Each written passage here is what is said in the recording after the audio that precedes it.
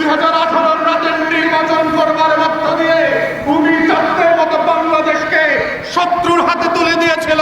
যে আমলারা দিল্লির দাসত্ব করবার জন্য 2008 সালে বাংলাদেশকে ভারতের কাছে বন্ধক দিয়েছিল, যে আমলারা 2024-এর ফাইভ নির্বাচনের মতো আজকে যে সরকার তারা একটা বড় অভ্যুত্থান পরবর্তী বাস্তবতায় শত শত হাজার হাজার শহীদের রক্তের উপর দিয়ে এসছে এবং গণ অভ্যুত্থান পরবর্তী সরকারের যে চরিত্র হবার কথা সেই বিষয়ে আমরা বারবার বলেছি যে বাংলাদেশের রিপাবলিক গড়বার যে আকাঙ্ক্ষা থেকে একটা লড়াই হয়েছিল 71-এ এবং যেই লড়াইয়ের ধারাবাহিকতায় সামনে যান। বাংলাদেশে গত 24শে জুলাই আগস্টে যে অভূতপূর্ব পরিবর্তনের আকাঙ্ক্ষা তৈরি হয়েছে, সেটার মধ্য দিয়ে যে সরকার গঠিত হয়েছে, আমরা দেখতে পাচ্ছি যে তারা অনেক ভালো সিদ্ধান্ত এবং কাজ যেমন করছেন, ঠিক একইভাবে সরকারের বিভিন্ন জায়গায় প্রশাসনের বিভিন্ন খাতে সেই সংস্কার আনার দরকার ছিল, যে মানুষগুলোকে পরিবর্তন করে গণ অভ্যুত্থানকে ধারণ করেন তেমন মানুষদেরকে দায়িত্ব দেওয়ার কথা ছিল। সেই জায়গাগুলোতে আমরা বারবার ঘাটতি দেখতে পাচ্ছি।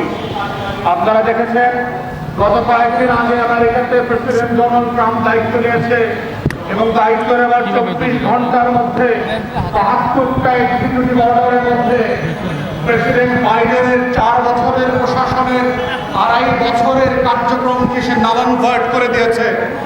আপনারা দেখেছেন ট্রাম্প কিভাবে শত শত আমলাকে এক সিদ্ধান্ত দিয়ে বাড়ি পাঠিয়ে দিয়েছে, ডিসমিস পর্যন্ত করেছে।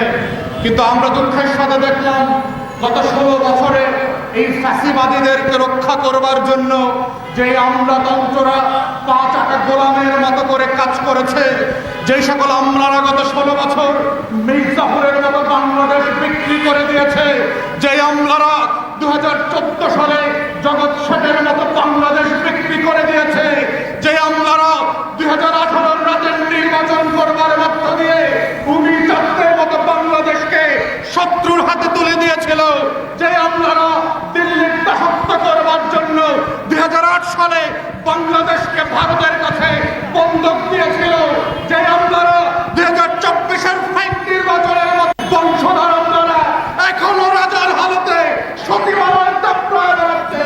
বাংলাদেশ এই কারণে রক্ত দেয় নাই।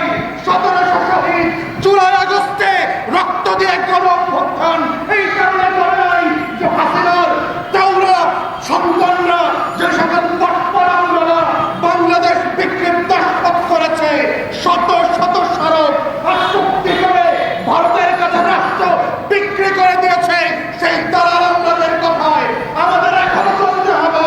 রক্ত দিয়ে বাংলাদেশ দ্বিতীয়বার 24-এর গণ অভ্যুত্থান এই কারণে করে নাই যে আমলাদের কথা মতো অন্তর্বর্তীকালীন সরকারকে ভুল সিদ্ধান্ত নিতে হবে। এই কারণে করা হয় নাই গরিব মানুষের উপরে আমলাদের পরামর্শে ভ্যাট পড়াতে হবে, স্থানীয় প্রশাসন ব্যবস্থা ধ্বংস করে দিতে হবে। প্রিয় দেশবাসী, তাই আমরা বারবার বলছি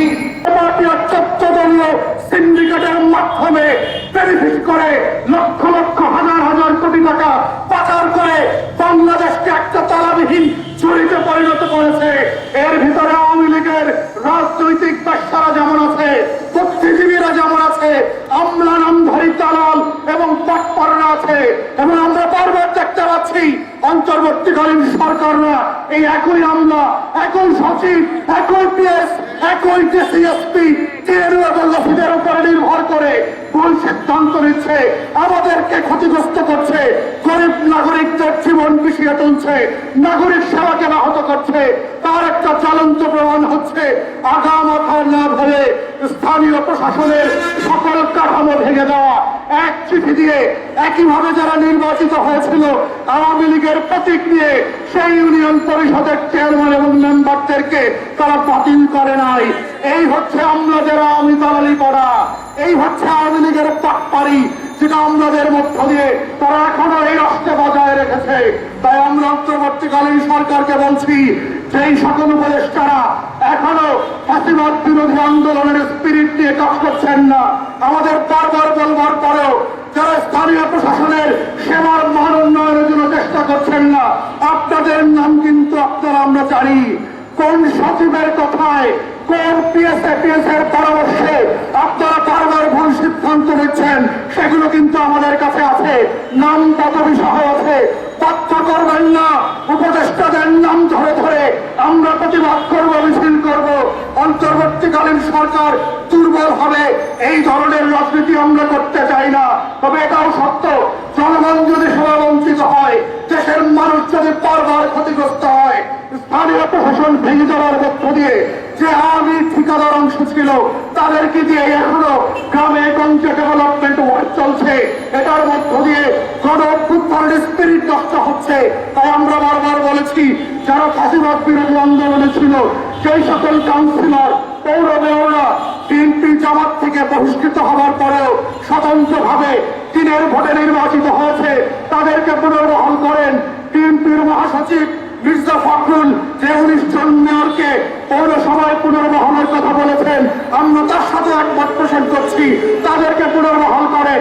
বিএনপির চট্টগ্রামে যেভাবে মেয়রকে পুনর্বহাল করেছেন, সারা বাংলাদেশে ফাঁসিবাদ বিরোধী আন্দোলনের প্রেক্ষাপটে গণ অভ্যুত্থানের স্পিরিটকে ধারণ করে যাচাই বাছাই করে সার্চ কমিটির মাধ্যমে কাউন্সিলরদেরকে পুনর্বহাল করেন, সেবা ফিরিয়ে দেন। আমাদেরকে দিয়ে সারা বাংলাদেশ ক্ষতিগ্রস্ত হয়েছে গত 16 বছর, তাদেরকে দিয়ে স্থানীয় প্রশাসনকে কোনোভাবে সেবায় ফিরিয়ে আনা যাবে না। তাই এই দাবির প্রেক্ষিতে আমরা দাবি করছি, এই বৃহত্তর আন্দোলন আসবার আগে, ঢাকা অচল হবার আগেই আপনারা সার্চ কমিটি গঠন করেন এবং এই নাগরিক দাবিগুলো মেনে নেন। যাচাই বাছাই করে যারা ফাঁসিবাদ বিরোধী আন্দোলনে ছিল, গণ অভ্যুত্থানের পক্ষে ছিল, তাদেরকে আপনারা পুনর্বহাল করেন, স্থানীয় সেবাকে ফিরে আসেন। এই আহ্বান জানিয়ে আমার বক্তব্য এখানেই শেষ করছি। সবাইকে অসংখ্য ধন্যবাদ।